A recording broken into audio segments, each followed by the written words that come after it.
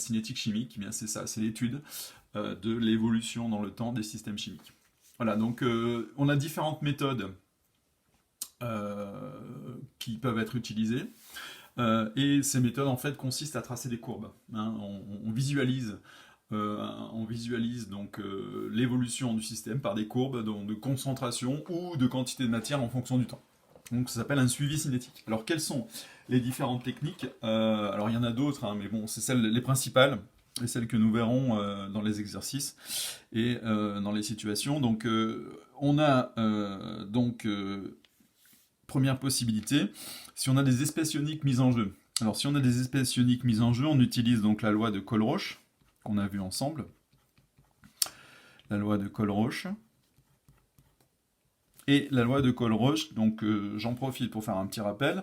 Donc c'est sigma est égal à somme sur tous les ions des lambda i du produit lambda i xi. D'accord? Et donc en fait, on va faire des mesures. On fait des mesures conductimétriques. La conductivité ici est reliée à la concentration, donc on voit qu'il est possible, à partir de la conductivité, de remonter à la concentration. Si on a une espèce colorée, on va utiliser plutôt la loi de Beer-Lambert.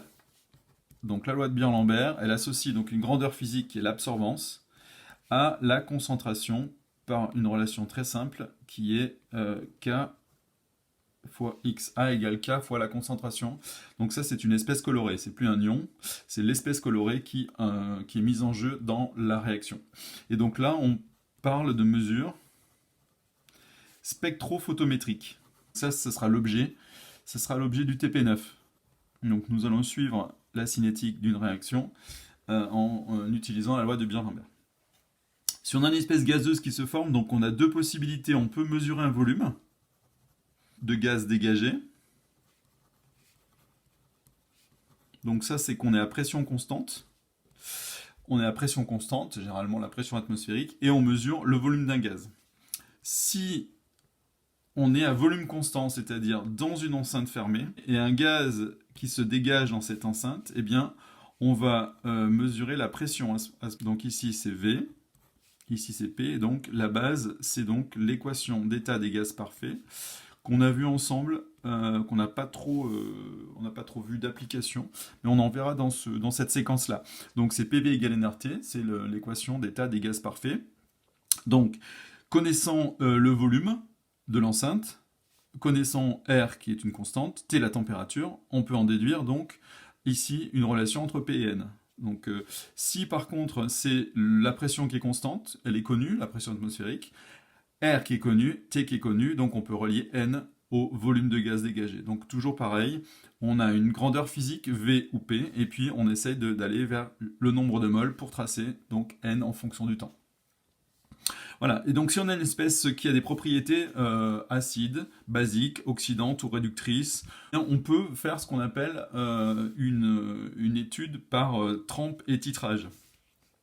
Alors, c'est lourd à mettre en place, mais voilà, ça peut se faire. Si on n'a pas de méthode physique disponible, on préfère toujours les méthodes physiques qui ne sont pas destructrices. Ici, si on n'en a pas, à ce moment-là, on va utiliser donc cette méthode-là. Donc, c'est-à-dire qu'on prend des extraits, des échantillons du milieu réactionnel, différents échantillons. Alors ici, par exemple, on prélève au bout de 2 minutes un échantillon du milieu réactionnel. On fait une trempe. Alors on verra tout à l'heure ce que c'est qu'une trempe et plus précisément. Mais en gros, on verse ce petit échantillon dans un bain d'eau et de glace. Et ensuite, on fait le titrage. On détermine quelle quantité de matière il y a à ce moment-là, au bout de 2 minutes. Donc là, on aura N au bout de 2 minutes. Donc au bout de 4 minutes, on fait pareil. On prélève un certain volume dans le milieu réactionnel. On fait une trempe, titrage, on aura N au bout de 4 minutes. Donc ici, etc. à chaque fois. Donc ici, au bout de 6 minutes. Au bout de 8 minutes. Donc voilà, autant de temps qu'il faut. Et on prend autant d'échantillons qu'il faut. Donc à chaque fois, on fait une trempe. Ça arrête la réaction. On note le moment où on fait une trempe. Et donc on titre, on a tout le temps de titrer puisqu'on a bloqué la réaction. Et donc on a la quantité de matière formée au bout de 2, 4, 6, 8 minutes. Voilà, ça c'est la technique qui utilise donc un titrage. Voilà, donc maintenant, on va discuter un peu de la notion qu'on appellerait la durée d'une réaction chimique. C'est plus un concept qualitatif que quantitatif. Donc déjà, il faut définir ce que c'est que la durée d'une réaction. La durée d'une réaction, c'est le temps qui s'écoule entre l'état initial et l'état final, hein, comme dans un tableau d'avancement. On a l'état initial, l'état final. Eh bien, à l'état initial, les réactifs sont mis en présence. À l'état final, la composition du milieu n'évolue plus. Donc il y a deux possibilités dans l'état final. Soit la réaction est totale, donc ça c'est la plupart des exemples qu'on a vus jusqu'à maintenant, eh bien ce sont des réactions totales où on peut faire un tableau d'avancement et le tableau d'avancement nous donne exactement l'état final de la réaction. Et à ce moment-là, donc la quantité de réactifs limitant est nulle. C'est ce qu'on fait dans un tableau d'avancement, dans la technique du tableau d'avancement. Alors on va voir dans la suite de l'année qu'il y a d'autres cas malheureusement plus compliqué, où on a donc XF est inférieur à Xmax. Donc c'est-à-dire que la réaction n'arrive pas à consommer le réactif limitant. Même le réactif limitant, il reste en présence à l'état final. Ceci sera développé plus tard dans le cours. Alors, il y a des réactions chimiques qui sont dites rapides. Les réactions chimiques rapides, c'est qu'on voit rien en fait. À l'œil nu, on peut pas suivre, même si on a un appareil de mesure, ça va trop vite, on n'a pas le temps de voir. Donc en gros, c'est un laps de temps qui est inférieur à la seconde, d'accord? Donc on appelle ça des réactions chimiques rapides. Et toutes les autres sont dites lentes. Alors il peut y avoir lente, très lente, infiniment lente, mais toutes les autres sont dites lentes. Et sur les réactions qui sont lentes, eh bien, on peut faire ce qu'on appelle un suivi cinétique. C'est-à-dire qu'on arrive à, soit à l'œil nu, soit avec un appareil de mesure, à suivre ce qui se passe. Alors là, j'ai mis des exemples de réactions lentes, hein, l'oxydation d'un clou en fer, l'effervescence d'un comprimé, voilà, tout ça, ce sont des réactions qui sont lentes. Par exemple, c'est plus trop à la mode, mais les effaceurs d'encre, ben, ça serait une réaction rapide. Donc expérience de la bouteille bleue, dite de la bouteille bleue. Alors qu'est-ce qu'on a? Nous avons un Erlenmeyer ici avec 100 ml de solution de soude à 20 g par litre. On a rajouté quelques grammes de glucose dans l'Erlen, et puis là je vais rajouter du bleu de méthylène. Le bleu de méthylène, donc c'est un indicateur. Alors je vais rajouter vraiment une paillette. Voilà, ici. Et on agite. Donc là, il y a apparition de la couleur bleue.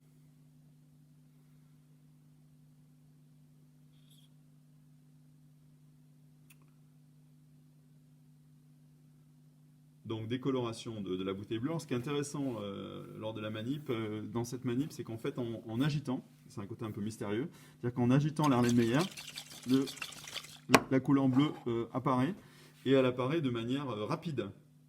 Donc l'agitation, en fait, crée une réaction chimique. Je vous laisse réfléchir à quel réactif qui pourrait être engagé et mis en jeu dans cette réaction chimique. Voilà, décoloration. Donc il faut à peu près une minute pour que ça se décolore. Et voilà, le côté magique un peu amusant, c'est que si j'agite à nouveau, eh bien la recoloration se fait. Donc ici, apparition, vous voyez, de manière instantanée de la coloration bleue. Et voilà, donc je vous laisse réfléchir à quel peut être le réactif qui fait apparaître le bleu lorsque j'agite. Quel est le réactif qui est mis en jeu lors de l'agitation.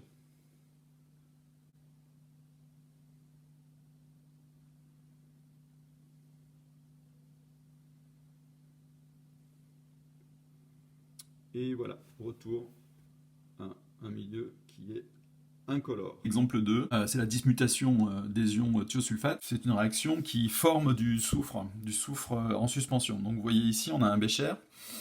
Et puis petit à petit, le bécher devient de plus en plus laiteux, hein, il s'opacifie. Le contenu du bécher s'opacifie jusqu'à ce qu'on ne voit plus la croix ici. Donc c'est une réaction assez classique pour mettre en évidence des propriétés en cinétique chimique. En fait, on a une chose intéressante. Ici, on a un exemple d'amphotère. On a déjà vu cette notion dans les réactions acido-basiques. Et bien ici, on a un amphotère d'oxydoréduction. C'est l'ion thiosulfate. Donc, il est capable de jouer le rôle d'oxydant et de réducteur à la fois. Donc, en fait, il est capable de réagir avec lui-même. En fait, ce sont les ions thiosulfate qui réagissent entre eux. Cette réaction qui est dite de dismutation des ions thiosulfate, eh bien, c'est une transformation qui est lente.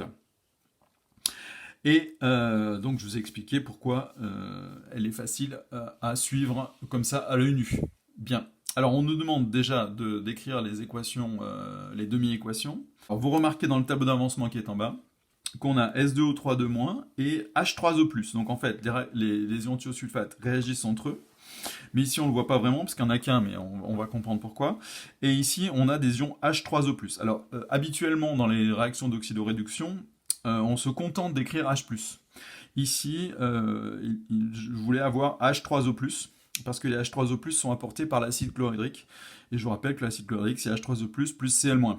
Donc ici, je voulais qu'il apparaisse H3O+. Donc on va faire en sorte qu'il apparaisse H3O+. C'est pour ça qu'ici, j'ai deux lignes. Une ligne avec des H+, et puis une ligne où je vais amener des H3O+. Voilà, c'est juste pour expliquer ce qui nous attend. Alors d'abord, c'est très simple, on va écrire les demi-équations. Alors on fait attention à... on peut souligner, je vous conseille moi de souligner les réactifs. C'est-à-dire qu'ici, on a les ions thiosulfate qui réagissent entre eux. C'est donné dans l'énoncé. Donc, les ions thiosulfate réagissent entre eux. Donc, il va falloir les mettre à gauche. Les réactifs sont à gauche. Donc, quand on va faire l'addition membre à membre, les réactifs à gauche et les produits à droite. Donc, ici, je vais écrire S2O3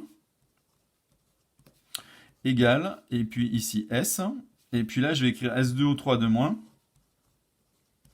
égale, pour avoir les signes égales au même endroit. Et ici, je vais écrire SO2. Voilà. Donc déjà, les réactifs à gauche. Ensuite, donc on va dérouler la méthode pour les demi-équations. Donc ici, j'équilibre tout ce qui n'est pas O et H. Donc ici, le soufre. Donc là, j'ai S2, 2 soufres et 1 soufre. Et donc ici, j'ai besoin de mettre un 2. Ensuite, j'équilibre l'oxygène. Pour équilibrer l'oxygène, là, j'ai O3. Donc je dois rajouter 3 H2O. Quand je rajoute 3 H2O, eh bien, je me retrouve avec 6 hydrogènes à droite, donc j'ai besoin de 6 hydrogènes à gauche, et j'équilibre l'hydrogène avec des H+. Et maintenant, j'en suis au stade, il faut écrire équilibrer, où les éléments sont équilibrés, où il faut équilibrer les charges. Donc là, je dois rajouter des électrons où il y a trop de charges plus, ou pas assez de charges moins. Donc ici, j'ai 2 charges moins et 6 charges plus, donc en tout, ça fait 4 charges plus. Et ici, j'ai rien, c'est-à-dire c'est neutre. Donc là, j'ai trop de charges plus, donc il faut que je supprime 4 charges plus. Eh bien, je vais rajouter 4 électrons pour cela. Donc ici, globalement, c'est neutre, et globalement, c'est neutre. Donc ça marche. Donc c'est équilibré du point de vue des éléments et des charges. Ensuite, S2O3 SO2. Donc j'ai 2 soufres. Donc ici, je dois avoir 2 soufres. Donc pareil, je dois avoir 2 SO2. Quand je mets un 2 devant SO2, ça me fait 4 oxygènes. 2 fois 2, 4. Et là, j'ai 3 oxygènes. Donc il m'en manque un à gauche. Donc je dois rajouter H2O pour avoir ici les oxygènes équilibrés. Quand je rajoute H2 à gauche, eh bien, je dois avoir 2 H+, à droite pour équilibrer ici l'hydrogène. Et à ce moment-là, je vais équilibrer les charges. Donc je vois ici qu'il y a 2 charges moins à gauche, 2 charges plus à droite. Donc je ne peux rajouter que des électrons. Donc je vais rajouter des électrons là où il manque des charges moins. Donc c'est-à-dire du côté droit. Et combien de charges moins je dois rajouter pour équilibrer? Eh bien je dois rajouter 4 électrons. Donc ici 4 moins et 2 plus, ça fait 2 moins, et ici 2 moins. Donc la demi-équation est bien équilibrée. D'accord? Donc ça vous rappelle comment on fait pour équilibrer donc des réactions redox, des équations de réaction redox. Sachez que la cinétique chimique, on aura plus d'exemples de réactions redox, car les réactions redox sont plutôt lentes, en général, contrairement aux réactions acido-basiques qui, elles, sont rapides. Donc là, ça va être l'occasion de réviser un petit peu la partie oxydant réducteur que vous avez vu en première. Alors maintenant, on va ajouter membre à membre. On fait attention à ce que le nombre d'électrons ici soit le même. Ici, c'est des électrons qui sont pris, ils sont à gauche, et là, ils sont donnés. Eux, ils sont captés, eux, ils sont libérés. Il faut qu'il y ait la même quantité. Donc ici, on voit que c'est la même quantité. Déjà, on n'a pas besoin de mettre de coefficient. Donc on va directement ici écrire 2 S2O3 Alors, les H+, j'en ai 6 à gauche et 2 à droite. Donc ici, j'ai 4 H+, ici à gauche. Et il me reste l'eau, mais je vois que l'eau, ici, j'ai une molécule qui est captée et 3 molécules libérées. Donc du coup, elle va plutôt passer de l'autre côté. Donc là, je peux mettre carrément la flèche ici. Et je peux prendre écrire 2S, plus 2 SO2. Et puis donc j'arrive à l'eau. L'eau, il y a 3 H2O qui sont libérés et une qui est captée. Donc au final, ça fait 2 qui sont libérés. Voilà, il s'agit d'une équation bilan. Donc on fait le bilan. Et donc là, j'ai 2 H2O. Alors, je me rends compte de quoi ici? Déjà, premièrement, j'ai tous les coefficients qui sont pairs. Donc je peux diviser par 2. Et autre chose. Je veux arriver à H3O+. En fait, pour passer de H+, à H3O+, il faut juste rajouter H2O. Donc en fait, je vais en même temps rajouter 4 H2O ici, mais il faut que je les rajoute à gauche et à droite, hein, plus 4 H2O. Afin de ne faire apparaître que des H3O+. Ici, ça revient à, ça c'est égal à 4 H3O+. Et ça, c'est égal à 6 H2O. D'accord? Parce qu'en fait, en redox, souvent, on est un peu paresseux et on n'a pas envie d'écrire H3O+, et on écrit H+. Alors moi, je voulais ici faire apparaître H3O+, parce que on est habitué et il faut écrire la solution d'acide chlorhydrique H3O+, plus Cl-. Donc je voulais faire intervenir H3O+, en tant que réactif. Donc ici, c'est très simple, hein, c'est-à-dire que pour passer de H+, à H3O+, il faut juste, je rajoute une molécule d'eau par H+. Donc ici, j'ai 4H+, je rajoute 4H2O, et comme je rajoute 4H2O à gauche, bien forcément, ils vont devoir apparaître à droite pour que ça reste équilibré, d'accord? Donc maintenant, une fois que j'ai fait ça, je vais diviser tous les coefficients par 2, donc ça fait S2O3 de moins, S2O3 de moins, plus 4 divisé par 2, ben ça fait 2, 2H3O+, qui donne... Donc ici, je divise par 2, ça donne S. Donc je vais mettre l'état à la fin. Je fais l'effort de mettre donc l'état des différentes espèces. Plus 2 divisé par 2, donc plus SO2. Et SO2, il est en solution aqueuse. Plus 6 divisé par 2, donc fait 3 H2O. Voilà, donc j'ai retrouvé ici l'équation de la réaction qui est donnée dans le tableau d'avancement du bas. D'accord? On va envisager donc à un moment donné dans le cours, je vous montrerai la vidéo, où on va exactement ajouter 2,5 mmol de thiosulfate avec 10 mmol de H3O+, et avec un milieu réactionnel qui sera de 50 ml. Voilà, donc on va traiter cet exemple-là, et à un moment donné, je ne sais pas où est-ce que je le mettrai, avant ou après, donc vous allez observer ce qui se passe. Alors maintenant, on a un tableau d'avancement. Qu'il faut compléter. Ici, 2,5 mmol de thiosulfate avec 10 mmol de H3O+. À l'état initial, on considère qu'on n'a pas formé de produit, et par contre on a de l'eau. Hein. On a beaucoup d'eau, c'est le solvant, et on va marquer solvant partout, parce que ici, voilà, on n'écrit surtout pas excès, hein, vous voyez que c'est un produit, donc on ne met pas excès, on met solvant, comme je vous avais dit à un moment dans l'année. Alors l'état intermédiaire, c'est pour un avancement X quelconque. Donc on est en millimol ici, hein, donc ça fait juste 2,5 moins X, c'est la quantité, donc on imagine qu'il y a X mol de S2O3 de moins qui ont disparu. Si X mol de S2O3 de moins disparaissent, ben c'est qu'il y en a 2 fois plus. Hein. Donc ici on a 10 millimol au départ, et puis il y a 2X qui disparaissent. Donc c'est-à-dire que chaque fois que X millimol de thiosulfate disparaissent, 2X millimol d'H3O+, disparaissent. Donc ici il se forme X en soufre et X en SO2. Donc là, on a à l'état final, ici, il suffit de réécrire la même chose avec un max. Voilà, et maintenant, il faut se demander que vaut X max. Alors pour cela, on pose deux hypothèses. Hein, ça, c'est des révisions. On pose deux hypothèses, soit S2O3 de moins est limitant, à ce moment-là, c'est 2,5 moins X max qui est égal à 0, du coup X max vaut 2,5 millimol. Si c'est H3O+, qui est limitant, à ce moment-là, c'est 10 moins 2X max qui vaut 0. Et donc ça revient à X max égale 5 millimol. Donc on prend le plus petit. Des deux X max. Voilà, seul le plus petit peut avoir lieu. Donc la réaction ne pourra pas aller jusqu'à un X max égale 5 millimol par manque de S2O3 de moins. Donc en fait, on peut écrire ici directement que X max, on peut conclure que X max égale 2,5 millimol. Et que c'est S2O3 de moins qui est réactif limitant. Voilà, donc ça veut dire que ici je peux écrire égale 0, je peux remplir mon tableau, égale 0, en remplaçant Xmax par 2,5. Donc ici je remplace Xmax par 2,5, ça fait 5 millimol. Ici ça fait 2,5 millimol et 2,5 millimol. Voilà.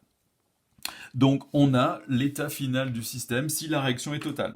Un suivi cinétique, ben, ça ressemble à ça, c'est-à-dire qu'on va avoir des courbes qui vont être tracées et qui représentent donc la quantité de matière ou la concentration. Ici, c'est la quantité de matière en millimol en fonction du temps. Donc là, on a N de H3O+, et ici, on a N de SO2. Et on a utilisé les mesures de conductivité. Hein. Quand on reprend l'équation de la réaction, on se rend compte qu'il y a des ions qui disparaissent ici, donc thiosulfate qui disparaît, surtout les ions H3O+, qui ont une grande conductivité molaire ionique. Et ici, on forme des espèces qui ne sont pas ioniques. Donc on imagine bien qu'au cours de la réaction, la conductivité diminue beaucoup. Donc voilà, alors on passe cette partie-là, le lien entre la conductivité et la quantité de matière. On a directement ici des courbes de quantité de matière en fonction du temps. Alors qu'est-ce qu'on remarque? Ici, H3O+, c'est un réactif. Hein. Donc ça, c'est un réactif. Ça, c'est un produit de la réaction. Donc, qu'est-ce qu'on remarque tout de suite? C'est que pour les réactifs, on a une décroissance, évidemment. Donc, la quantité de réactifs diminue. Donc, les pentes des droites vont être négatives. Et la quantité des produits, elle, augmente. Donc, les pentes des droites vont être supérieures ou égales à 0. Donc, ici, vous voyez que la pente des courbes, ici, à chaque fois, la pente locale, ici, est négative. Et ici, elle est positive. Donc, la durée de la réaction est difficile à évaluer avec précision. Qu'est-ce qu'on remarque ici? Alors, est-ce que c'est là la fin de la réaction? Est-ce que c'est là? Est-ce que c'est ici? Ou est-ce que c'est là? Donc on voit qu'on a une grande imprécision sur la notion de durée de la réaction. Hein. La durée de réaction est difficile à évaluer avec précision car l'état final, on va exprimer ça comme ça, car l'état final est atteint de manière asymptotique. Asymptotique. Donc à un moment donné, évidemment, le chimiste considère que la réaction est finie, mais théoriquement, on peut toujours dire, bah non, on n'y est pas en fait, et il faut encore attendre. Hein. Donc difficulté, c'est la difficulté de cette notion de durée de réaction. La réaction est-elle totale? Alors comment on va voir que la réaction est totale? Eh bien la quantité de SO2 prévue par le tableau d'avancement, la quantité de SO2 finale prévue par le tableau d'avancement, c'est 2,5. 2,5 millimol. Et regardons ici quelle est la quantité effective qu'on obtient dans le milieu. Donc ici, simplement par une lecture graphique, hein. Donc la quantité ici, on obtient effectivement, quelque chose qui est égal à 2,5 millimol obtenu ici. Donc la réaction est totale. Donc on peut dire que XF, l'avancement final, est égal à Xmax, est prévu par le tableau d'avancement. Donc si c'est prévu par le tableau d'avancement, c'est que la réaction est bien totale. Donc tout le réactif limitant a été consommé. Donc, à cause du fait que la notion de réactif, de durée de réaction est un concept qui manque de précision, eh bien on lui préfère largement le concept de temps de demi-réaction qui permet de comparer deux conditions, deux séries de conditions expérimentales. Et donc le temps de demi-réaction, c'est quoi? C'est défini ici, c'est-à-dire que c'est l'avancement à T1,5, c'est pas T1,5 qui est égal à XF sur 2, hein, c'est l'avancement à T1,5, donc qui est égal à XF sur 2. C'est-à-dire qu'en fait, ici, pour trouver le T1,5 sur le graphique précédent, eh bien, il faut que je prenne 1,25. Donc, c'est-à-dire que ici, je me place à 1,25. Et j'en déduis le T1,5. Et le T1,5, en fait, c'est 1. C'est 1 minute. Ici, T1,5 vaut 1 minute.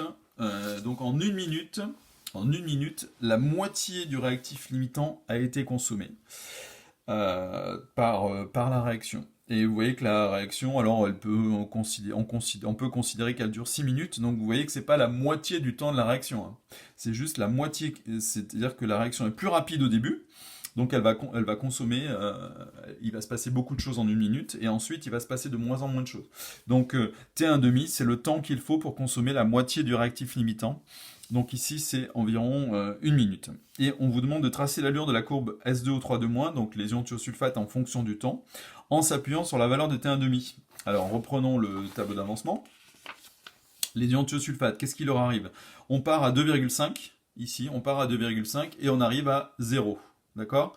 Donc c'est-à-dire que c'est bien un réactif, il est totalement consommé, et on part à 2,5. Donc on va tracer la courbe en rouge par exemple. On part à 2,5, c'est-à-dire autour ici, voilà, de cette valeur-là. Et à T1,5, on a une consommation qui est... Alors je vais tourner la feuille pour arriver à faire... Ce sera plus pratique pour moi. Ici, donc voilà, on tourne la feuille et on arrive à une courbe qui est symétrique, à peu près symétrique à la courbe de SO2 en fait, hein, mais à l'envers. C'est-à-dire que là, on a une consommation et à T1,5, on a consommé la moitié du réactif limitant. Donc on peut légender, ça c'est N de S2O3 de moins au cours du temps. Donc ici, on a fait quelques révisions sur les réactions redox, sur les tableaux d'avancement, et puis donc on a amené des nouvelles notions, hein, la notion de temps de demi-réaction. Et puis il faut se rappeler aussi que la durée de la réaction, c'est une notion qui est entachée d'imprécision et qui n'est pas très pertinente à utiliser. Alors maintenant, on va voir ce qu'on appelle des facteurs cinétiques, donc c'est-à-dire des paramètres qui jouent sur la vitesse d'une réaction, sur donc le temps de demi-réaction par exemple.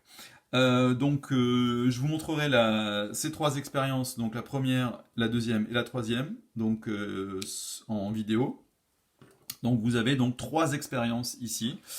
Une expérience témoin, où je vais prendre 10 ml de solution d'acide chlorhydrique, je vais ajouter à 30 ml d'eau, et ensuite je vais verser rapidement 10 ml de solution de thiosulfate. Ensuite, on fera une expérience 2, avec 20 ml d'acide chlorhydrique. Vous voyez que je change le volume. Ici, je change le volume, je prends moins d'eau distillée et plus d'acide chlorhydrique, mais je prends la même quantité d'ion thiosulfate.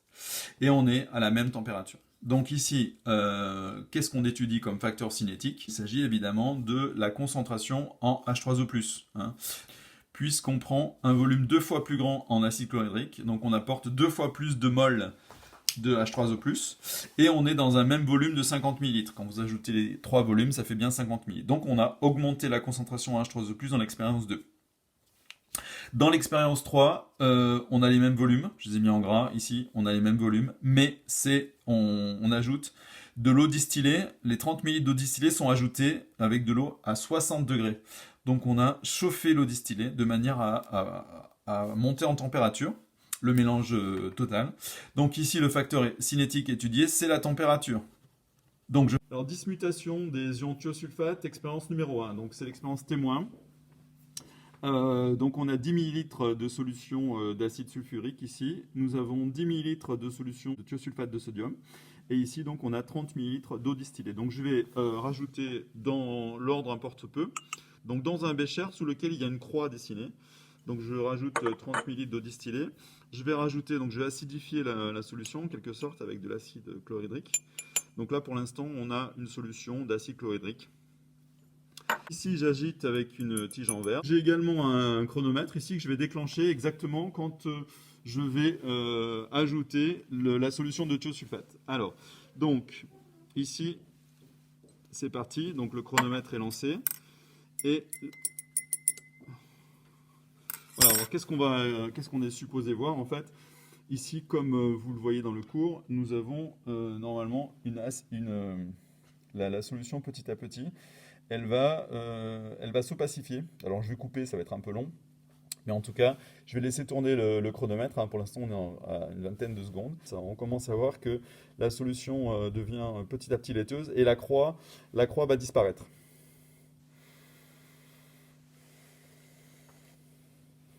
Donc la production de soufre ici est visible. La croix est aussi encore visible. Et puis à un moment donné, on décide que la croix n'est plus visible. Top. Ici, je dirais que la croix n'est plus visible au bout de 1 minute 5 secondes. Il s'agit de l'expérience 2 maintenant. Hein. J'ai pris plus d'acide chlorhydrique. J'ai 20 ml, toujours avec 10 ml de solution de thiosulfate. Et là, je prends moins d'eau. Donc en fait, la concentration H3O+, est doublée en réalité par rapport à l'expérience numéro 1, qui est l'expérience dite témoin. Alors, on fait le mélange, toujours pareil. Hein. Je commence par l'eau distillée, qui est cette fois-ci à nouveau, qui est à température ambiante. Et donc je rajoute, il ne se passe rien, hein, simplement, ici pour l'instant, c'est la dilution de la solution d'acide chlorhydrique.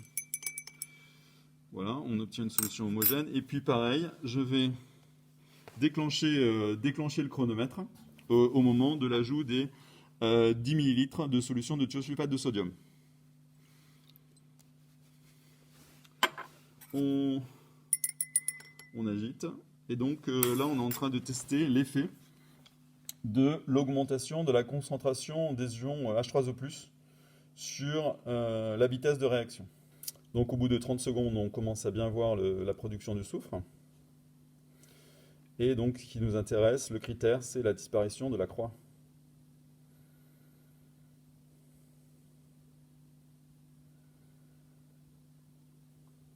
Voilà, la croix a disparu au bout de 49 secondes. Expérience numéro 3. On utilise donc cette fois-ci de l'eau distillée chaude, donc 30 ml. On fait exactement les mêmes quantités, sauf qu'on utilise donc de l'eau distillée chaude. Donc les 30 ml d'eau distillée, les 10 ml de solution d'acide chlorhydrique. J'agite ici. Donc on repart sur un chronomètre qui est à 0. Et là, on va lancer la manip. Et en même temps que je verse les ions de thiosulfate, je lance le chronomètre. On agite ici. Et on va donc comparer le temps mis par la croix pour disparaître avec cette fois-ci de l'eau distillée qui est chaude. Donc vous voyez que là c'est beaucoup plus rapide et la croix va bientôt disparaître. Ça sent le soufre d'ailleurs. Tac, c'est fini. 21 secondes. Nous avons donc les résultats des 3 expériences. Donc on va conclure rapidement. Hein. Donc par rapport au témoin, 65 secondes. Quand on double la concentration en H3O+, donc le critère était la disparition de la croix. Donc en 50 secondes ici, donc on peut dire que la réaction est plus rapide. Et quand on compare donc les 65 secondes avec les 21 secondes, ici donc on peut, alors on ne connaît pas la température, mais c'est pas important, hein, c'est juste qu'on a augmenté la température. Le fait d'augmenter la température diminue le temps que met la croix pour disparaître, donc augmente la vitesse de la réaction. Donc nous allons maintenant généraliser ce qu'on a pu voir dans les réactions au niveau expérimental. Donc la concentration des réactifs est un facteur cinétique. Hein. Plus on augmente la concentration de ceux-ci, plus la transformation est rapide. Alors ce qu'il faut savoir, c'est vous devez savoir interpréter à l'échelle microscopique. Ce n'est pas compliqué, hein, parce que augmenter la concentration des entités qui constituent les réactifs. Hein. Les entités, ce sont vraiment les molécules, les ions, les atomes au niveau microscopique. Eh bien, le fait d'augmenter la concentration de ceci va augmenter le nombre de chocs, le nombre de rencontres. Donc forcément, la probabilité de la réaction, que la réaction ait lieu, est plus forte. La température, elle, c'est un facteur cinétique. Plus on augmente la température, plus la transformation est rapide. Ça, c'est toujours vrai. Donc, de même que la concentration des réactifs, il n'y a pas d'exception. Pour la température, c'est pareil. Donc, l'interprétation à l'échelle microscopique, c'est que la température, c'est relié à l'agitation des molécules. Plus vous augmentez la vitesse des entités qui constituent les réactifs, plus ils vont se rencontrer avec une vitesse forte. Et imaginons qu'il y ait une énergie seuil à partir de laquelle, à ce moment-là, la réaction peut avoir lieu. Hein, si les chocs sont trop mous, on va dire, il ne se passe rien. Hein, donc les réactifs se rencontrent, mais sans qu'il y ait une efficacité des chocs. Donc pour augmenter l'efficacité des chocs, eh bien, on utilise donc le paramètre température. Donc on dit qu'on augmente le nombre de chocs, mais le nombre de chocs efficaces. C'est-à-dire que parmi les chocs, au lieu qu'il y ait 20% de chocs qui soient efficaces, eh bien on passe à 40, 60%. Et donc la réaction va plus vite lorsque on augmente la température. Alors maintenant, dans les exercices, comment ça se traduit au niveau expérimental quand on veut mettre en évidence un facteur cinétique? Il y a plusieurs façons. Donc il y a la comparaison des temps de demi-réaction. Il peut y avoir aussi les comparaisons des pentes à t égale 0. Donc on va voir ça dans cet exemple-là que j'ai transformé un peu en exercice. Donc on étudie la cinétique d'une transformation. Je ne donne pas d'exemple. Donc les entités c'est A, B, C, D. donc je ne rentre pas dans le détail ici. Donc on a A plus B donne 2C plus D. Et on souhaite étudier l'influence de la température. Alors donc on fait deux séries d'expériences, enfin on fait deux expériences avec deux séries de paramètres. Et dans cette série de paramètres, seule la température change. Les autres paramètres restent identiques. On vous demande de légender les deux courbes. Alors qu'est-ce qu'on voit ici? Donc on voit une courbe qui descend plus rapidement ici. Donc il s'agit de A. A, c'est un réactif. Il est consommé. Donc vous voyez effectivement deux courbes décroissantes. Et celle-là décroît davantage. Donc si elle décroît davantage, c'est que la réaction est plus rapide. Donc ici, on peut légender la courbe avec 60 degrés. C'est la température à laquelle a lieu cette réaction. Ici, c'est une expérience où le milieu réactionnel est à 20 degrés.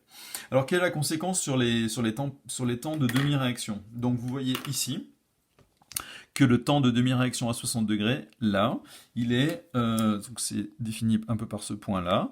Là, c'est défini par ce point-ci. Donc vous voyez que pour consommer la moitié du réactif limitant, pourquoi il est limitant? Parce qu'ici on voit qu'il s'annule quasiment. Donc A semble être le réactif limitant. Donc pour diminuer de moitié ici le réactif limitant, eh bien le temps mis à 60 degrés est plus court que le temps mis à 20 degrés. Donc on peut déjà mettre ici un signe de comparaison entre les deux T1,5. Le T1,5 à 60 degrés est plus petit que le T1,5 à 20 degrés. Donc augmenter la température diminue le T1,5. Quel est l'autre effet également? L'effet, il est sur les tangentes à T égale 0. Donc vous avez ici, on peut tracer la tangente à t égale 0, alors on trace la tangente de manière approximative, ici graphiquement, voilà, on a une tangente comme ça, à t égale 0 à la courbe, et je vais tracer la tangente à t égale 0 à l'autre courbe, donc je montre de le faire aussi, donc ici vous avez la tangente à t égale 0, et donc qu'est-ce qu'on remarque? On remarque que la tangente ici rouge est plus abrupte, à une pente plus négative que la tangente bleue. Donc ici, c'est l'autre critère, c'est un autre critère possible, c'est-à-dire que le fait d'augmenter la température augmente la vitesse de la réaction et augmente la pente à l'origine ici. Donc, on vous demande aussi de tracer, de représenter dans le diagramme ci-dessous l'allure des courbes à 20 et 60 degrés. Alors, donc, il s'agit du produit C. Donc, le produit C, au départ, il n'y en a pas. Donc, on démarre sur ce point-là. Et puis, à 20 degrés, on va passer par ce point-là, qui est donc le T1,5 de l'expérience à 20 degrés, mais ça correspond à quelle quantité de C produite ici, Donc vous voyez que l'équation nous dit 2C, donc ça veut dire que on va à la fin produire 2N0. Si A est le réactif limitant, il y a N0 de A qui est consommé, mais en fait on a 2N0 de C qui est produit. Et donc ici, la moitié de produit N0, c'est la moitié de produit C, ça correspond à une valeur de N0. Donc ici la courbe à 20 degrés, elle va avoir cette allure-là. Alors que la courbe à 60 degrés va avoir cette allure-ci. Tout ceci pour dire quoi? Lorsqu'un paramètre augmente la vitesse de la réaction, on observe quoi? On observe que T1,5 diminue. Mais on voit que forcément, ici, voilà, cette tangente-là est plus abrupte que celle-ci, obligatoirement. Donc on voit que les tangentes à t égale 0 sont plus abruptes.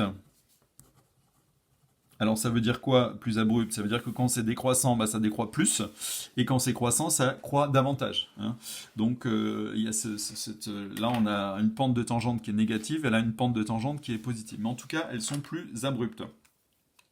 Voilà, deux critères qui peuvent nous dire, bah oui, effectivement, on a trouvé un paramètre qui augmente la vitesse de réaction et qui est un candidat pour être un facteur cinétique. Donc maintenant, quelques applications des facteurs cinétiques. Eh bien, la conservation des aliments, hein, le fait qu'on ait trouvé qu'on mette avant les aliments dans des glacières, dans des caves, dans des grottes où il y avait de la glace, ou dans des frigos, bah, c'est pour stopper les réactions d'oxydation et les réactions de décomposition des matières organiques. Pour les stopper ou les ralentir. Donc, la cuisson dans une cocotte minute, je vous ai mis la photo parce que voilà, comme ça vous voyez ce que c'est qu'une cocotte minute. Je sais pas si ça s'utilise encore beaucoup, mais voilà, donc une cocotte minute, le principe c'est qu'on ferme. On a une enceinte fermée et on fait chauffer à une pression qui est supérieure à la pression atmosphérique et du coup on a une température de l'eau qui est supérieure à 120 degrés. Tout ça pour dire que la cuisson des aliments, on peut le considérer comme une réaction chimique. Et donc ça cuit plus vite lorsqu'on est à 120 degrés plutôt qu'à 100. Hein. Donc là on utilise le facteur cinétique température. On a parlé de la trempe à un moment donné dans le début du cours. Qu'est-ce qu'une trempe, hein? Donc c'est de prendre un échantillon et puis de rajouter dans un bain d'eau de glace. Et donc en fait on bloque la réaction, on joue sur deux leviers à la fois, on diminue brusquement la concentration des réactifs parce qu'on va rajouter je sais pas 10 millilitres de solution dans 500 millilitres d'eau et du coup la probabilité de rencontre des réactifs devient quasiment nulle et donc la réaction se bloque et en plus si ceux-ci viennent à se rencontrer, eh bien la température du milieu est tellement faible que les chocs ne sont pas efficaces. Donc on considère que lorsqu'on met pour la plupart des réactions, lorsqu'on met donc les réactifs, pour la plupart des réactions lentes, hein, pour la plupart des réactions lentes, quand on effectue une trempe, en fait, on bloque la réaction. Donc, nous allons procéder ici à l'expérience qui relative à la dismutation de l'eau oxygénée, qui est catalysée par les ions fer 3. Donc, alors, comment on procède? Ici, on a un verre à pied. Là, on a un cristallisoire. Vous allez voir pourquoi le cristallisoire. Ici, on a un autre verre à pied qui contient donc la solution de chlorure de fer 3. Ici, juste pour qu'on ait la couleur, vous voyez que c'est une espèce de marronasse comme ça. Et puis, on a du chlorure de fer 3. Donc, vous voyez la couleur ici du solide qui est aussi brun. Et donc, je vais prendre de l'eau oxygénée à 110 volumes. Donc, c'est très concentré. J'en mets un petit fond. Alors peut-être c'est trop, on va voir. Donc un petit fond. Et puis je vais rajouter une spatule, ici, de chlorure de fer 3. Et vous voyez que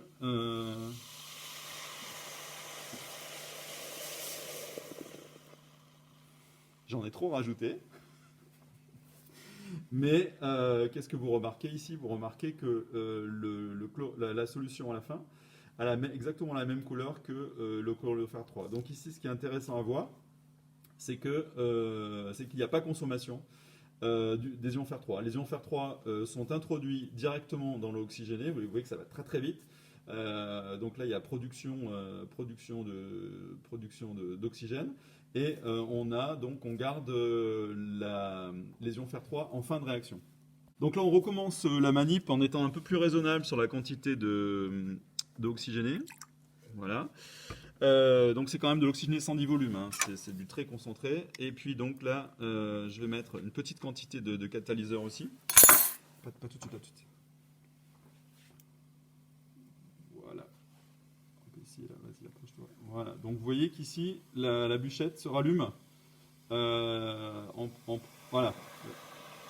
Donc il s'agit bien de dioxygène qui est produit par l'eau oxygène. Donc on va voir maintenant un autre type de catalyse. C'est une catalyse dite enzymatique. Donc vous voyez que là c'est de l'eau oxygénée à 110 volumes. Il ne se passe rien en fait. Hein. C'est-à-dire qu'en fait la réaction est infiniment lente. La réaction de dismutation de l'eau oxygénée, elle est infiniment lente, même à température ambiante. Bon, en plus on garde l'eau oxygénée au frigo, donc elle peut se conserver des années. On va utiliser donc un produit, un produit de mon jardin, c'est-à-dire un petit navet qu'on va rajouter. Alors j'espère qu'il a produit suffisamment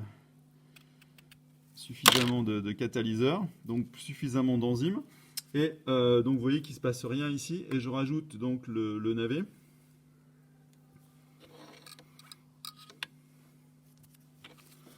Et alors on va rapprocher la caméra, peut-être pour mieux voir. Voilà. Donc, est-ce que si vous vous soignez à l'aide de l'oxygéné, si vous désinfectez vos plaies à l'aide de l'oxygéné, ben, en fait, vous allez voir un petit peu la même chose. Donc, vous voyez ici, il y a une effervescence. Alors, ça n'a rien à voir avec la catalyse qu'on a vu précédemment des ions fer 3. Mais vous voyez qu'ici, il y a donc un dégagement gazeux, une effervescence qui a lieu. Et donc là, c'est des enzymes produites par le navet. Le foie aussi, hein, les foies aussi sont capables de produire ça. Et donc le navet produit une enzyme qu'on appelle la catalase et qui est capable donc d'accélérer la réaction de dismutation de l'eau oxygénée.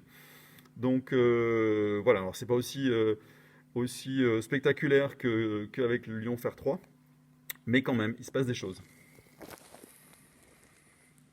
Voilà, donc vous voyez ici, on voit bien l'effervescence autour du navet, alors que tout à l'heure, on n'avait absolument aucune bulle qui se formait. Alors que nous apprend la catalyse de la dismutation de l'eau oxygénée? Eh bien déjà qu'il se forme du dioxygène lors de la dismutation de l'eau oxygénée. Alors donc on va écrire l'équation de la réaction pour montrer qu'il se dégage bien du dioxygène. Donc, alors si je vous donne les couples et vous mettez la vidéo en pause et puis vous le faites tout seul et puis après vous pouvez même l'avancer pour aller jusqu'au résultat parce que ça c'est quand même assez facile. Les couples en présence c'est H2O2, H2O et O2, H2O2. Voilà, donc à partir de là, vous pouvez très bien écrire les deux demi-équations tout seul, plus dioxygène, voilà, donc sous forme de gaz. Donc le gaz, c'est lui qui est responsable de cette effervescence qu'on observe dans les vidéos.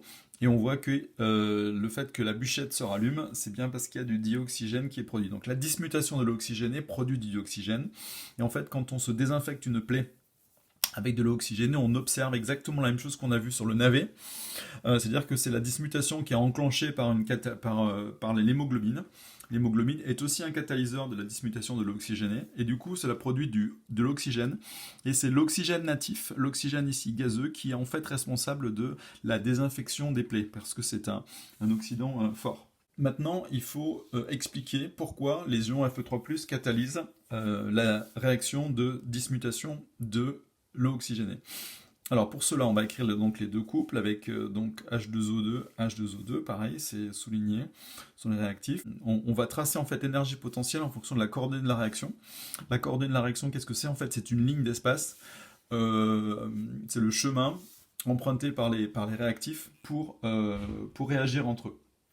Donc en fait, on a ici l'état initial qui est 2H2O2, donc ce sont les réactifs, qui sont à un niveau d'énergie certain niveau d'énergie potentielle. On suppose qu'ici 2H2O plus O2, qui sont les produits, constituent un état d'énergie plus bas. Et puis nous avons en fait à franchir un cap, c'est-à-dire que les H2O2 ont du mal à réagir entre eux parce qu'il y a trop, le seuil ici, l'énergie nécessaire à franchir, il y a une barrière énergétique à franchir, que la température, que l'agitation thermique n'est pas capable de fournir ici. Donc en fait, H2O2, les H2O2 ne réagissent pas entre eux parce qu'il y a une barrière forte énergétique. Donc ce qu'on appelle ici l'énergie d'activation, mais je le note pas.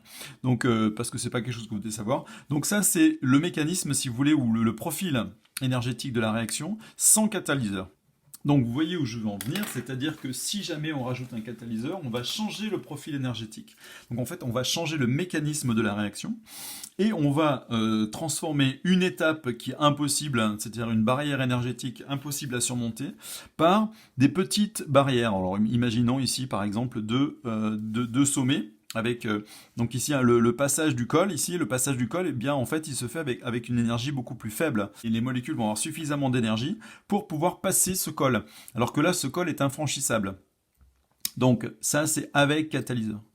C'est-à-dire que le catalyseur est un facilitateur énergétique parce que il permet en fait aux réactifs de réagir entre eux. Même si, alors que directement il n'y arrive pas. Alors regardez ici, je vais insérer au milieu là, je vais insérer donc Fe3+, Fe2+, donc c'est le couple auquel appartient l'ion Fe3+. Et au départ, nous avions des FE3+. Donc je rajoute, dans la vidéo, je rajoute des FE3+. En fait, qu'est-ce que vous remarquez? Vous remarquez que ici, FE3+, est capable de réagir avec H2O2, lui, très facilement et très rapidement.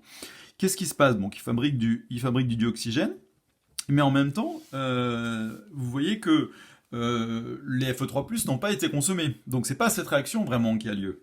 C'est la réaction qui est couplée en même temps, c'est-à-dire que les FE2+, qui sont produits ici, en fait, ils vont réagir avec les H2O2 présents dans le milieu. Donc en fait, les H2O2 vont consommer les FE2+, pour reformer des FE3+. Je ne vais pas écrire les équations, je pense que ces petits gammas là ici suffisent pour expliquer. C'est pas la peine de réécrire l'équation. Donc Fe3+, réagit avec de l'eau oxygénée pour former O2 et Fe2+. Et en formant Fe2+, eh bien, on va permettre à H2O2 de réagir avec ces Fe2+, et de régénérer à nouveau les Fe3+. Et à la fin, en fait, les Fe3+, ne sont pas consommés, parce qu'ils sont consommés par une étape, et puis, en parallèle, ils sont régénérés. Donc, vous voyez ici, là, tout à fait, quelque chose qui est caractéristique du catalyseur. Il va faciliter la réaction, il va rendre la réaction possible du point de vue cinétique. Donc, en abaissant ici la barrière énergétique, et donc en modifiant le mécanisme. Donc, voilà ce que c'est qu'un catalyseur. Alors, on a vu l'exemple de la catalyse enzymatique. Il y a différents types de catalyse. Donc, la catalyse enzymatique, ce sont des protéines du milieu vivant, qui sont capables de faire ce que fait Fe3+ ici. Donc quand je rajoute Fe3+, en fait c'est de la catalyse homogène, c'est-à-dire que je vais, à la fin, le Fe3+, il est en solution, donc c'est la catalyse homogène. Et si j'avais rajouté un solide, s'il restait solide en fait, par exemple du platine ou de l'argent, eh bien à ce moment-là, on parlerait de catalyse hétérogène. Voilà, ça c'est moins important. Ce qui est très important, c'est d'avoir compris ceci. Donc, qu'est-ce que c'est qu'un catalyseur et comment on reconnaît un catalyseur? En fait, c'est un catalyseur est consommé à un moment donné dans le mécanisme de la réaction et il est régénéré à un autre moment. Voilà. Donc, comme je vous le disais, c'est une séquence qui est assez longue et on n'en est pas encore au bout. Et donc, maintenant, ce qu'on voudrait faire, c'est pour une réaction, pour une expérience, on aimerait pouvoir comparer ce qui se passe, par exemple, à t égale 2, à t égale 4, à t égale 6, ou même à t égale 0, c'est-à-dire en termes de vitesse de réaction. Donc on a vu, pour comparer deux expériences, on pouvait comparer donc des tangentes ici au départ, à l'origine, ou des t1,5. Mais quand on veut comparer des temps différents pour une même expérience, on a besoin d'un critère. Un critère, est-ce que là ça va vite, est-ce que là ça va moins vite? En fait, le critère ici que je vous propose, c'est de commencer par le taux de variation de la concentration. C'est-à-dire qu'on définit la vitesse d'apparition comme un taux de variation. C'est-à-dire, est-ce que la variation de la concentration en SO2 sur la variation du temps, est-ce qu'elle est importante ou pas? Donc, alors ce taux de variation, en fait, c'est donc une variation de la concentration SO2, donc c'est un delta. C'est un delta de SO2. Alors, où est-ce qu'on voit le delta de SO2? En 2, donc quand je suis en ce point-là, où est-ce que je vois une variation? Bah, sur un point, je ne vois pas de variation. Donc je suis obligé, pour trouver une variation, de prendre un temps un peu en avant et un temps un peu après. Donc en fait, c'est pour ça que j'ai fait ce cercle ici, c'est-à-dire que je vais prendre ici cette tranche verticale, et cette tranche verticale, elle a pour largeur delta t. Donc ici, ça c'est une tranche de largeur delta t qui est centrée en t égale 2. Donc pour calculer donc mon taux de variation, à l'instant t égale 2 minutes. Pourquoi c'est à l'instant t égale 2 minutes? Parce qu'en fait, je fais une tranche fine autour de t égale 2 minutes. Parce que le point tout seul, je ne peux pas savoir comment est le taux de variation. Le taux de variation, en fait, correspond à la pente. Donc vous voyez qu'ici, pour revenir sur cette notion de pente, vous voyez qu'ici, la pente est très forte au début, et puis on a une pente qui va varier, et là on a à peu près la pente à t égale 2, elle est, on va dire, quand même assez importante. Et puis, au fur et à mesure que la réaction avance, la pente diminue, voire s'annule. Donc une pente qui s'annule, c'est bien signe que la vitesse s'annule. Il ne se passe plus rien. Le taux de variation est nul. Donc il n'y a plus de delta de CO2, et donc la pente est nulle. Ici, c'est à ce moment-là où la pente est la plus forte. Donc on a la vitesse la plus forte, on a le taux de variation le plus fort. Donc en fait, notre taux de variation, finalement, c'est une pente locale. Et pour trouver une pente locale, il nous faut un point un peu après et un point un peu avant. Et donc c'est pour ça qu'on découpe la courbe en tranches, en une tranche verticale de largeur ΔT. Cette tranche verticale de largeur ΔT, lui, correspond à cette tranche de largeur ΔT, correspond ici une tranche horizontale. Et ici, vous avez un delta. Ça, c'est un delta de SO2, c'est-à-dire c'est la variation de SO2, de la concentration en SO2, qui a eu lieu pendant ce temps delta T. Alors, plus je m'approche de l'origine, plus la même tranche delta T va correspondre à une grande tranche delta SO2. C'est-à-dire que j'ai un taux de variation fort ici. Le taux de variation diminue jusqu'à s'annuler. Donc vous voyez que c'est la notion de pente ici qui va nous intéresser. Alors, première chose, ce qu'on peut écrire déjà, c'est que la vitesse d'apparition de SO2 à l'instant T égale 2 minutes, c'est à peu près égal. Je dis à peu près parce qu'en fait, si je considère ces deux points-là, ce n'est pas exactement la pente locale en t égale 2, puisque ici, c'est une courbe, ce n'est pas une droite. Donc, c'est une approximation. On va commencer par cette approximation. Donc, c'est delta de SO2, le delta de la concentration à SO2, donc la variation de la concentration à SO2, divisé par la durée pendant laquelle cette variation a eu lieu, et tout ceci à l'instant t égale 2 minutes. Voilà, ça c'est la vitesse, c'est ce qu'on appelle donc un taux de variation, d'accord? C'est un taux de variation de la concentration de SO2. Donc c'est la variation de SO2 divisée par la variation du temps. Alors maintenant, ici, nous avons un zoom de la courbe, pour que on comprenne bien. Ça, donc vous faites une flèche comme ça qui indique que là, effectivement, on a un zoom. Et ce zoom ici nous permet de peut-être mieux comprendre. Si donc je coupe, ça c'est la courbe, d'accord? Donc je vais prendre une tranche, je vais prendre cette tranche-là. Cette tranche, elle vaut delta t. Et ici, ce delta t, il est centré sur t égale 2 minutes. Et bien cette tranche verticale, à cette tranche verticale correspond une tranche également horizontale. Voilà, cette tranche horizontale, et cette tranche horizontale, elle a comme hauteur ici, cette hauteur, c'est delta de SO2. Bon, maintenant, ce que je voudrais, en fait, moi, ce qui m'intéresse, c'est de savoir ce qui se passe, mais exactement ici. Quelle est la pente locale ici? Là, je suis pas mal, parce qu'on n'est pas loin. Mais peut-être qu'en prenant plus près, eh bien, on aurait quelque chose qui ressemble plus à une portion de droite et qui ressemblerait plus au taux de variation locale. Mais vous êtes d'accord, on peut agrandir de plus en plus. Là, j'ai zoomé, je sais pas, 3 fois, mais on peut zoomer 10 fois, 100 fois, 1000 fois, et on aurait toujours envie de s'approcher de plus en plus, théoriquement. Donc en fait, qu'est-ce qui se passe? Le delta t, si on veut ne pas mettre une approximation, il faut que le delta t, en fait, il tende vers 0. Donc déjà, une première chose qu'on peut faire, c'est réécrire ce qu'on vient d'écrire ici. Ce n'est plus environ égal, c'est égal. Donc je reprends ici la même notation que tout à l'heure. Delta de SO2 sur delta t à l'instant t égale 2 minutes. Mais vous êtes d'accord que ça ne suffit pas là. Puisque j'ai mis un égal et tout à l'heure j'ai mis environ égal et j'ai écrit la même chose. Donc qu'est-ce qui manque ici? Eh bien, pour que ce soit vraiment égal, il faut faire tendre delta t vers 0. C'est une limite en fait. J'ai pas envie d'écrire limite de, mais vous comprenez qu'ici on a affaire à une limite. Donc ici, attention, ça c'est valable pour delta t et tend vers 0.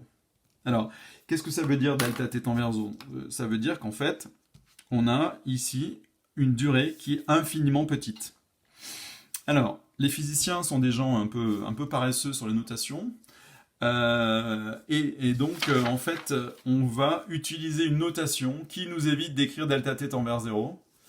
Et delta t tend vers 0,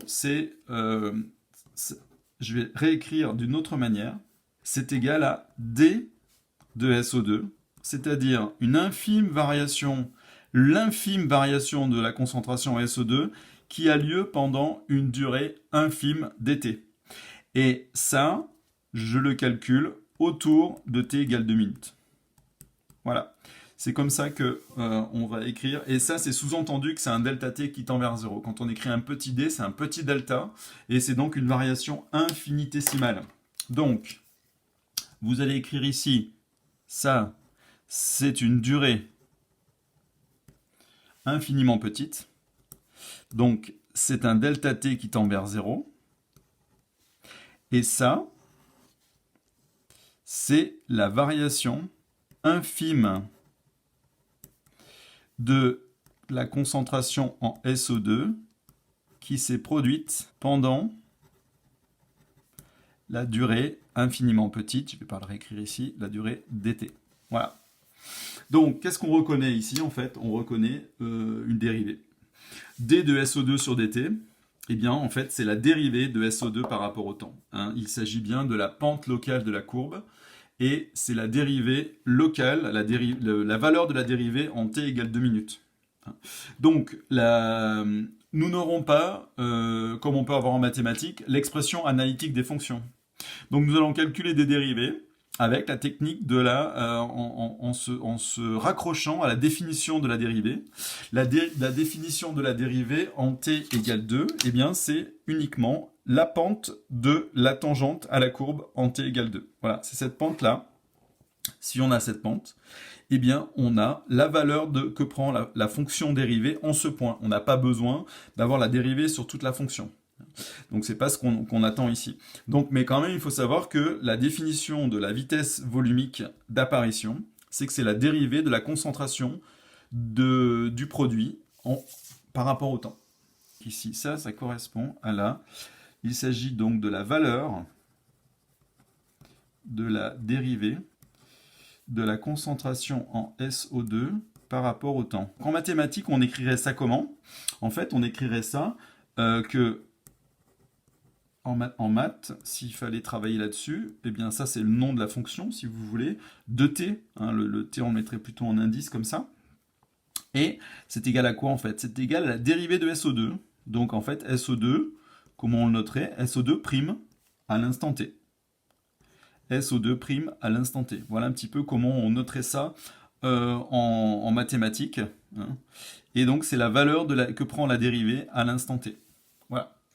Donc, je soulève pour qu'on voit mieux. Donc ici, valeur de la dérivée de SO2 par rapport au temps. Ce qu'il y a ici, en fait, en maths, ça serait SO2' de t. Alors, en physique, on ne note pas les dérivées avec un prime. On va toujours les noter de la manière dy sur dx. Hein, la dérivée sera toujours ou df sur dx. La dérivée de la fonction par rapport à x. Alors, maintenant, on va prendre un exemple concret. Comment procéder? Qu'est-ce qu'on va vous demander en fait quand on vous demande de calculer une vitesse volumique? Qu'est-ce qu'il faut faire? Donc maintenant on va s'intéresser à l'exemple de la vitesse volumique d'apparition de SO2 à t égale 2 minutes. Donc en fait on va calculer en t égale 2 minutes ici. Voilà. En t égale 2 minutes, il y a la valeur de la concentration. C'est une chose. Hein. La valeur de la concentration de SO2 ici, elle est environ de... Voilà, elle est à peu près un peu plus que 0,035. Ouais, 0,037, c'est pas très important. Donc ici, il y a la valeur, mais il y a une chose qui est peut-être plus importante en fait, c'est la pente locale. C'est-à-dire, quel est le taux de variation à cet endroit-là. Et le taux de variation, c'est la pente. C'est la pente de la tangente qui est en pointillé. Alors ici, j'ai essayé d'être le plus clair possible pour vous expliquer comment on fait. Il faut d'abord tracer la tangente à la courbe SO2 égale f de t en t égale 2 minutes en pointillé. Donc c'est la tangente qui est en pointillé ici. Donc d'abord on fait, première chose, l'étape numéro 1 ici. c'est le tracé de la tangente. Donc la deuxième étape maintenant, il s'agit de calculer la pente de la tangente, et c'est donc le rapport delta de SO2 sur delta t, calculé avec 2 points à la tangente. C'est-à-dire qu'on a transformé la pente locale ici en une tangente, en une droite, qui a la même pente que la pente locale, et donc on va devoir déterminer la pente de cette tangente. On choisit 2 points, quels qu'ils soient.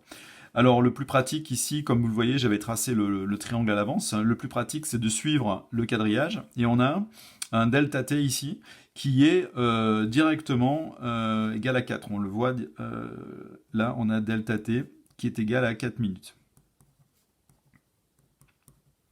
Et nous avons un delta de SO2, ici, qui est représenté par la hauteur de ce segment vertical. Et delta de SO2, il va falloir le déterminer. Donc pour cela, on va chercher ici l'ordonnée de ce point, et on va, donc ici, il s'agit de 0,054. Donc là, on a 0,054. On part de 0,02 pour aller jusqu'à 0,054. Donc on a 0,034 et il s'agit de mol par litre. Donc ça, c'est ce qui se passe.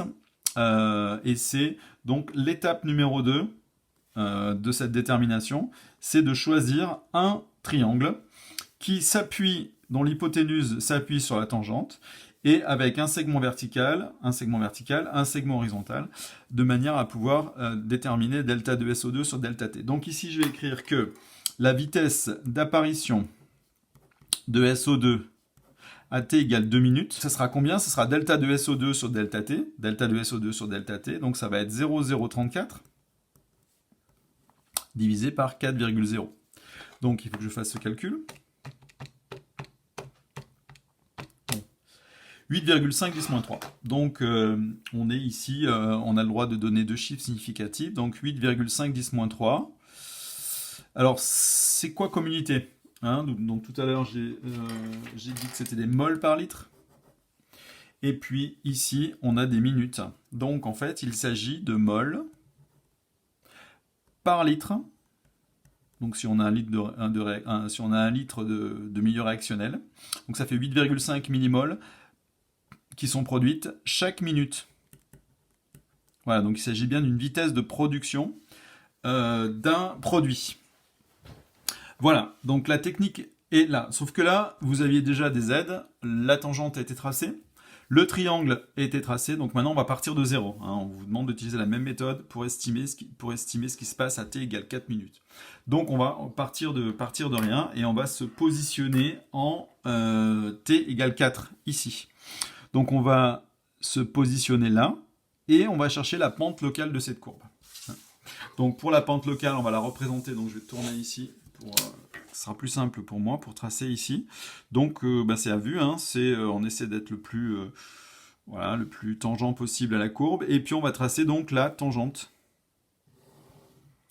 Donc je trace la tangente, je m'arrête ici sur l'axe, voilà, je remets droit, et donc on va compléter notre triangle. Alors là, j'aurais pu m'arrêter avant, hein, j'aurais pu m'arrêter ici ou là. Bon, je choisis d'aller jusque là. Plus le triangle est grand, bon, plus c'est précis. Bon, à partir d'un certain point, ça devient inutile. Donc là, on a un delta T. Et là, on a un delta de SO2. Un nouveau delta de SO2 qui correspond donc à la mesure en T égale 4 minutes. D'accord ? Donc ici, on a T, donc ne pas confondre T avec delta T. Donc ici, tout se passe à 4 minutes. Donc cette pente ici, à 4 minutes, il y a une pente locale qui correspond donc à la même pente que cette tangente ici. Et c'est ce qu'on est en train de déterminer. On est en train de déterminer la pente de la tangente qui correspond en fait à la pente locale. Donc maintenant, il faut déterminer ces deux données. Ici, on a delta T qui vaut 8. D'accord, 8, entre 0 et 8, donc on a 8 minutes. Et là, delta de SO2, il va falloir aller lire combien ça fait. Donc, sans forcément tracer, on arrive à peu près là. Et on part d'ici. Je vais compter les petites graduations. Ça fait 1, 2, 3, 4, 5, 6, 7, 8, 9, 10. En fait, ça fait 10 graduations. Donc, en fait, ça fait 0,02 mol par litre. Voilà, donc sur le long de cette ici de cette tangente, donc qui correspond à la pente locale en 4 minutes, eh bien on peut déterminer la vitesse d'apparition 0,020, on a suffisamment de précision pour deux chiffres significatifs, divisé par 8,0. Donc ça fait combien? Ça fait combien? Donc 0,020 divisé par 8. Donc ça fait 2,5 10-3. Et on est toujours en mol par litre et par minute. Donc qu'est-ce qu'on remarque? On remarque que entre le temps, entre l'instant t égale 2 minutes et l'instant t égale 4 minutes, la vitesse volumique a été divisée par un peu moins de 4. Donc pourquoi? Alors déjà, il faut quand même qu'on se rende compte d'une chose, c'est que là la vitesse est maximale. Donc à t égale 0, la vitesse est maximale, la tangente est abrupte. Et plus le milieu réactionnel évolue, donc plus le milieu réactionnel produit ou forme des produits, et bien plus cette pente tend vers 0. D'accord? Donc ici, à l'état final, la vitesse est nulle. Donc vous voyez que, sans faire de calcul, qualitativement, on voit bien que la pente diminue, donc forcément la vitesse diminue. Alors pourquoi elle diminue? Parce qu'en fait, on fabrique des produits, et donc les réactifs, il y en a de moins en moins, si on fabrique des produits, et donc s'il y a moins en moins de réactifs, il y a moins en moins de rencontres possibles entre ces réactifs, et donc la probabilité que la réaction ait lieu devient nulle, et donc la vitesse s'annule. Maintenant, ça c'est pour la technique qu'on utilise pour déterminer graphiquement une vitesse volumique d'apparition d'un produit. Maintenant, on va voir dans le cas de la disparition d'un réactif. Donc dans le cas de disparition d'un réactif, il y a une petite difficulté qui tient au fait que la pente est négative. C'est-à-dire qu'ici, quand vous regardez la tangente en t égale 0, eh bien, elle décroît. Non, la courbe est décroissante. Donc forcément, les tangentes ont une pente négative. Donc il va falloir rajouter, parce qu'on veut quand même avoir des vitesses positives. On aurait pu garder des vitesses négatives, mais voilà, définition de la vitesse de disparition. La vitesse de disparition d'un réactif. Donc par exemple, ici c'est H3O+. C'est toujours dans le cas de la dismutation des ions thiosulfate. Et à l'instant T, eh bien, ça va être égal à quoi? Ça va être égal à moins, d'accord?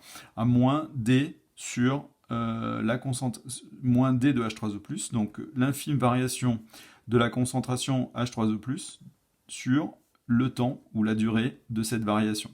Voilà. Et ça, c'est environ égal, et c'est ça qu'on va utiliser nous la plupart du temps, c'est environ égal à moins delta de H3O+, sur delta T. Et tout ceci, évidemment, à l'instant T. Ça aussi, c'est à l'instant T. Donc je vous rappelle pourquoi le moins, c'est parce que la variation ici de la concentration en H3O+, la variation négative, donc ça c'est négatif, la variation est négative, donc on met le moins pour avoir une valeur positive. Donc la vitesse de disparition, c'est une grandeur positive. Alors maintenant on va voir comment on va calculer la vitesse de disparition des ions oxonium à 2 et 4 minutes. Hein.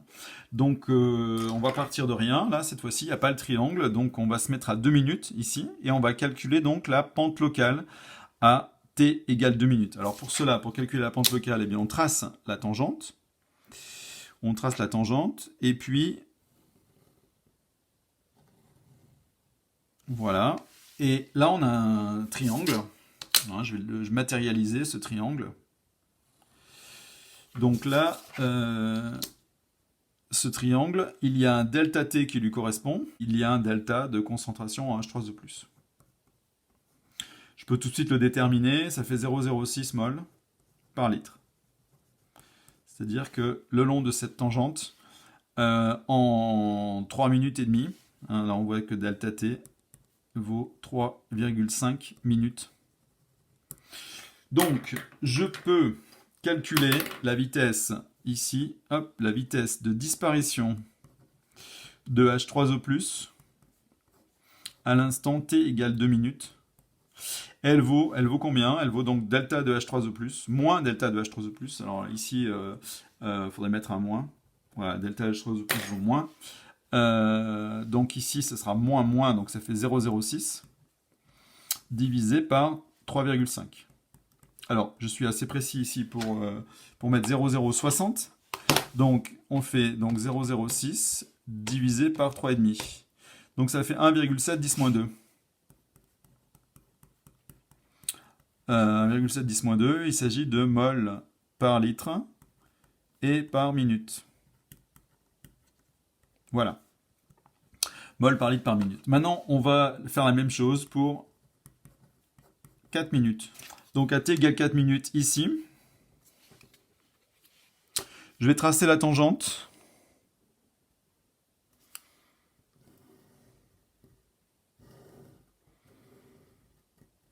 Alors, je m'appuie sur les axes, mais je ne suis pas obligé. Tout triangle suffisamment grand, raisonnablement grand, fait l'affaire. Hein. C'est une question d'habitude. Moi, je prends souvent les axes. Donc ici, parce qu'on peut le lire directement, c'est assez simple. Donc ici, on est autour de 0,025. Donc là, on a 0,025. Je marque les nombres pour pas confondre avec l'autre. Donc 0,025. Et ici, on a 5,4 minutes. Voilà. Ça, c'est des mols par litre. D'accord? Donc ici, ça fait 0,025 divisé par 5,4 minutes. Et on a 4,6. 4,6, 10 puissance moins 3 mol par litre et par minute. Alors, encore une fois, mon 0,025, en réalité, correspond donc à cette distance-là. Je tiens compte directement du fait qu'il y a le moins et que je prends la valeur positive. Donc ici, quand je fais 17 sur 40,6, en gros, pour avoir, voilà, bah c'est 3,7. C'est-à-dire qu'encore une fois, entre t égale 2 minutes et t égale 4 minutes, hein, c'est la même réaction. Ici, c'était un produit. Et là, c'est un réactif. Donc, on a la même constatation, c'est-à-dire qu'entre t égale 2 minutes et t égale 4 minutes, on a donc une vitesse qui a été divisée par 4. Alors attention, hein, c'est sur cette expérience-là, c'est pas vrai tout le temps. Hein. Elle est environ divisée par 4 en 2 minutes. Et là, on peut dire que, effectivement, c'est logique hein, que cette vitesse diminue, puisque il y a de moins en moins, de réactifs. Donc ici, on peut mettre facteur cinétique. Concentration des réactifs.